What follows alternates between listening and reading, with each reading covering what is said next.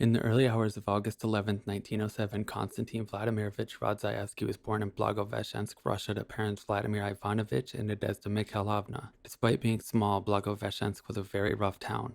Author Mary Gaunt would describe her trip to the area in the following clip from her book titled A Broken Journey. The people are bad, he told me. Madam, they are angry and they are bad. They may harm you. Here I go ashore with you. At Blagoveshchensk you get a protection order from the governor written in Russian so that somebody may read. There was a German professor in Blagoveshchensk a year or two ago who had gone out butterfly hunting, which one would think was a harmless and safe enough pastime to satisfy even a conscientious objector, and a tiger had got on his tracks and eaten him incontinently. They found only his butterfly net and the buttons of his coat when they went in search of him.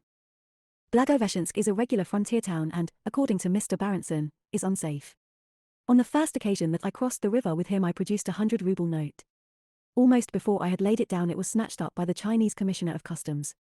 "Are you mad?" said he, and he crumpled up the note in his hand and held out for my acceptance a ruble.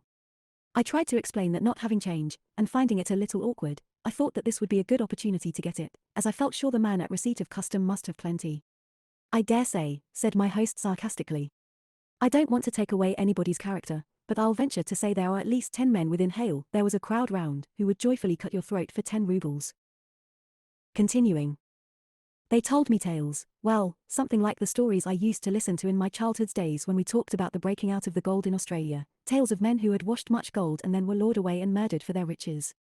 Certainly they did not consider Blagoveshchensk or Sakhalin towns in which a woman could safely wander. In fact all the Siberian towns that they knew came under the ban.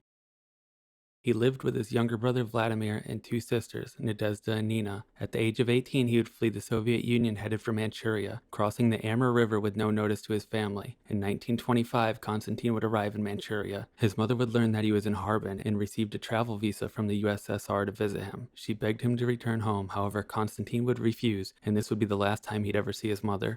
Upon returning home, his mother and sisters were arrested by the OGPU, the Soviet secret police, headed by Zhenrik Yagoda. They were sent to the Turohansk territory in Siberia, the same region where Stalin was imprisoned from 1913 to 1916. Turuchansk je na sibiřské poměry dalekého severu docela staré město. Založen byl pravoslavnými mnichy, misionáři v roce 1660. Kupci sem ale pronikali ještě dříve. Už od 11. století obchodovali s místními národy, ale stálá obydlí vznikla až začátkem 17. století. A pak se stal Turuchansk místem častého vyhnanství kvůli vzdálenosti a nedostupnosti těchto míst. V podstatě se odsud nedalo utéct.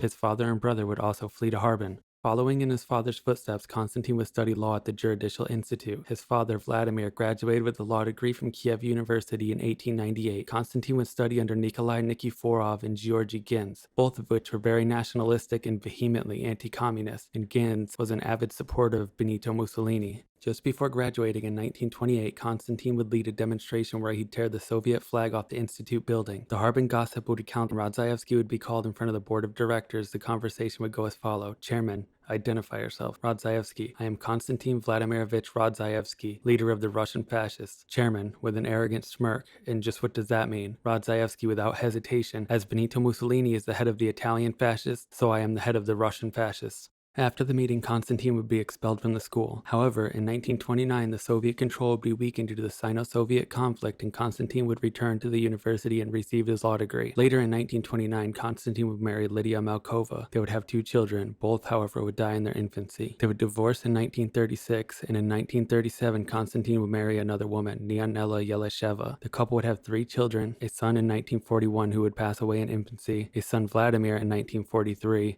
and a daughter named Olga in 1938.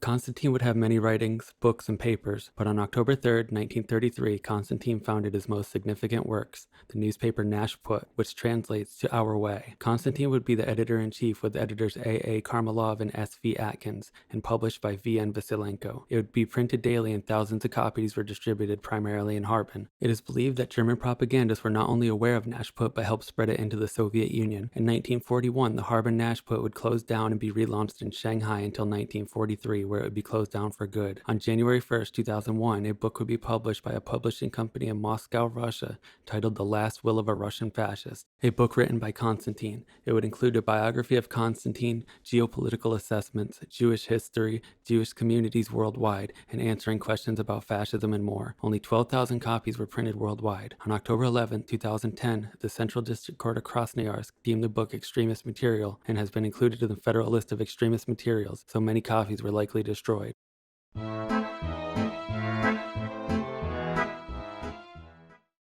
Shortly after attending law school, Konstantin would meet three men: Evgeny Korbelev, Alexander Pokrovsky, and Boris Rumantsev, the founders of the Russian Fascist Organization, or RFO. Despite being a member of the Commissar in his youth, Konstantin wouldn't hesitate to join the RFO. An early ally of the RFO would be the youth group NORM, short for National Organization of Russian Musketeers. A 2014 paper titled Russian Musketeers in China by S.V. Smirnov says, "The origin of the group is usually attributed to the beginning of 1924, when descendant of ancient Tungus princes Vladimir Gantimirov and three of his friends, under the impression of the American film Three Musketeers, which was playing in cinemas in Harbin, decided to create their own organization, which would live under the motto one for all for one. Gantimirov became D'Artagnan, Nikolai Gluckich became Porthos, Anatoly Ignatov became Athos, and Boris Shetinin became Aramis. 10 more people called Friends of the Musketeers joined the four, and the group began its activities. To stand out among other young people, the Musketeers came up with a dress code: black flared trousers, a black Apache shirt with a cord on the chest, a black cap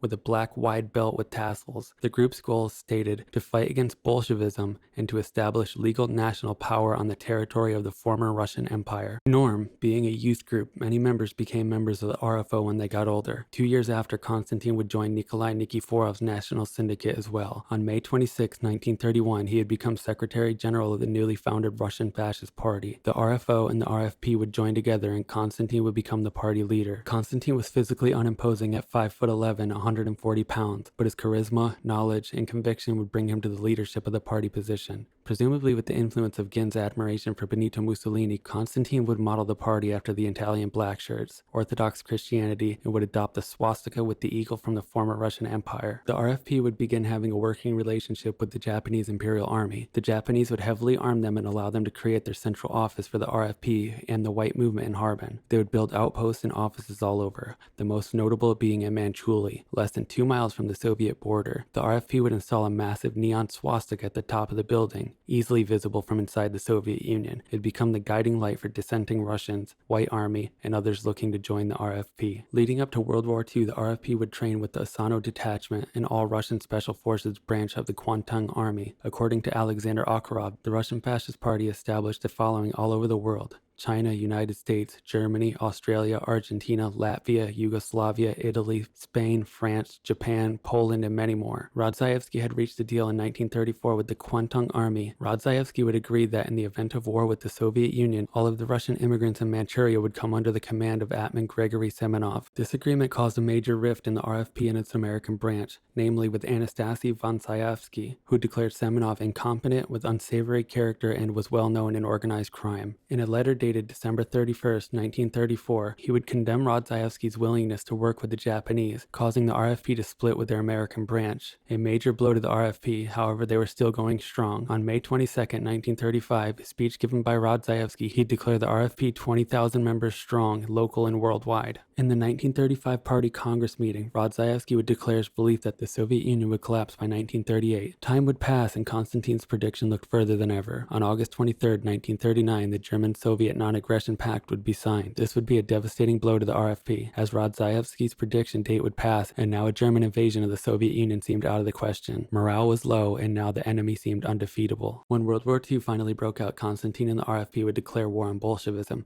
However, it would be halted by the Japanese due to the past agreement. The RFP was limited to sabotage and espionage. The Japanese restricted the group to following the Soviet-Japanese Neutrality Pact. The RFP would continue its recruitment, printing papers and waiting. When the German invasion of the Soviet Union finally happened, the party's future seemed bright. The invasion did not meet the expectations, and this ultimately would be the final blow to the RFP. Recruitment had almost halted, and members were jumping ship. After discovering a Soviet spy ring, the Japanese became paranoid, and the Japanese military police began suspecting Konstantin of being a Soviet agent, leading to his arrest in May 1943. Rodzaevsky would be questioned and released. In 1943, at the request and fear of war with the Soviets, the Japanese would shut down the RFP newspaper Nashput and all party media outlets. On August 9, 1945, the Soviet Union would invade Manchuria. They would arrest all remaining RFP members. Konstantin would return to Russia and turn himself in. He was promised his freedom and a job at a Soviet newspaper. He believed Stalin was having a change of heart, and in his final letter he would write the following: I issued a call for an unknown leader,